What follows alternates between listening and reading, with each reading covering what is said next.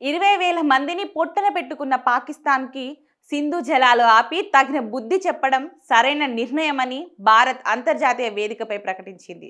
65 ఏళ్ల క్రితం జరిగిన సింధు జలాల ఒప్పందం ఇక కొనసాగించలేమని భారత్ తేల్చి చెప్పేసింది.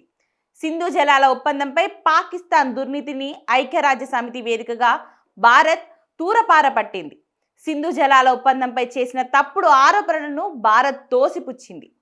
భారత్పై వేలాది ఉగ్రవాదులను ఊసగొల్పడమే కాకుండా 20,000 మందిని పాకిస్తాన్ పొట్టన పెట్టుకుందని స్పష్టం చేసింది. అంతేకాకుండా 3 యుద్ధాలకు పాకిస్తాన్ కారణమైందని ఆగ్రహం వ్యక్తం చేసింది. ఫలితంగా సింధు జలాల ఒప్పందం స్ఫూర్తిని తుంగలో తొక్కిందని దుయ్యబట్టింది. పాక్ సీమాంతర ఉగ్రవాదాన్ని పెంచి పోషిస్తూ భారత్లోని పౌరుల జీవితాలను, మత సామరస్యాన్ని, ఆర్థిక వ్యవస్థను దెబ్బతీయాలని చూస్తుందని ఆరోపించింది. ఇక ఐక్యరాజ్య సమితిలో పౌరుల రక్షణ అంశంపై చర్చ జరిగింది.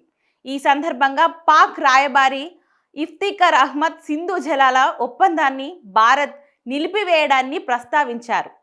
భారత్ ధీటుగా బదులిచ్చింది. సింధు జలాల అంశంలో భారత్ ఎల్లప్పుడూ బాధ్యతాయుతంగా వ్యవహరిస్తుందని ఐక్యరాజ్య సమితిలో భారత శాశ్వత ప్రతినిధి పార్వతనేని హరీష్ తెలిపారు. 65 ఏళ్ల క్రితం భారత్ చిత్తశుద్ధితో పాక్తో సింధు జలాల ఒప్పందం కుదుర్చుకుందని, 6.5 దశాబ్దాలలో పాకిస్తాన్ 3 యుద్ధాలు చేసి ఈ ఒప్పందాన్ని ఉల్లంఘించిందని చెప్పారు. గత 4 దశాబ్దాలలో ఉగ్రవాదులు చేసిన దాడుల వల్ల భారత్లో 20,000 మంది పౌరులు ప్రాణాలు కోల్పోయారని వివరించారు. అలాగే ఒప్పందం జరిగి 65 ఏళ్లు అవుతుంది. కాలక్రమేణా కొన్ని పాత ఆనకట్టలతో భద్రత సమస్యలు తలెత్తాయని, వాటి మరమ్మతులు పాకిస్తాన్ అడ్డుకుంటుందని ఐక్యరాజ్య సమితి దృష్టికి తీసుకొచ్చారు. 2012లో తుల్బుల్ నావిగేషన్ ప్రాజెక్టుపై ఉగ్రవాదులు దాడి చేసింది గుర్తు చేశారు.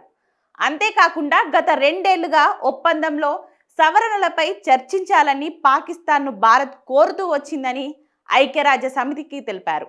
కానీ పాకిస్తాన్ మొండి వైఖరిని ప్రదర్శించిందని, ఈ నేపథ్యంలోనే సీమాంతర ఉగ్రవాదాన్ని పాక్ ఆపే వరకు సింధు జలాల ఒప్పందాన్ని భారత్ నిలిపివేస్తుందని హరీష్ స్పష్టం చేశారు. అలాగే సింధు జలాల ఒప్పందాన్ని ఉల్లంఘిస్తున్నది భారత్ కాదని, పాకిస్తాన్ అని ఆయన చురకలు అంటించారు.